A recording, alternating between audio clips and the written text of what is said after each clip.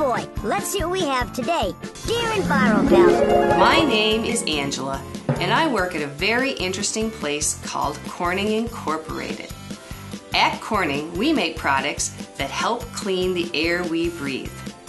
I understand that you are learning about water pollution today, but air pollution is very important to us here at Corning. Air is naturally clean, but pollution from cars, buses, trucks, and power plants can make it dirty and unhealthy. But Corning invented a cool way to keep those pollutants from entering the air. We make a special filter to trap all those soot particles. I would really like it if Rae Rae would visit Corning Incorporated to see what we are doing to help make clean air possible all over the world. Your friend, Angela. That sounds like a great idea, Rae Rae. Why don't you use the green screen to get there? And we'll stay here and watch your trip. That sounds like a great idea, guys. I'm headed for another great tree mail adventure. I'll be back in a flash. Shabingo! Shabingo! Hi, Angela. Thank you so much for your tree mail. Wow. Is this the place where they make the clean air products that you wrote to me about? Hi, Rae Rae. Yes, it is, and welcome to Corning Incorporated. So, Angela, what causes air pollution? Well, Rae Rae, there are many different causes of air pollution, so let me give you a couple of examples. First, if you've ever been camping and you started a campfire, you know that the burning wood actually creates both heat and smoke. The smoke, however, can make you cough and choke, and we think of that as a type of air pollution.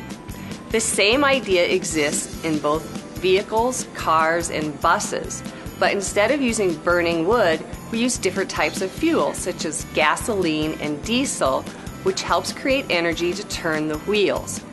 And like the burning wood, it also produces a type of air pollution.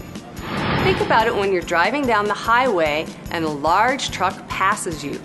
Less than 10 years ago, you would see large amounts of smoke coming from the exhaust pipes. That truck will produce this amount of soot. Wow, that's a lot of soot. Angela, what are some of the environmental technologies from Corning Incorporated that help to clean the air? Well, Rae Rae, back in 1970, Corning innovated a new product called a ceramic substrate. A substrate is a material that's made out of something very similar to dishes. And when you look up close to it, it looks like a screen door with many holes in it that are very long, like channels.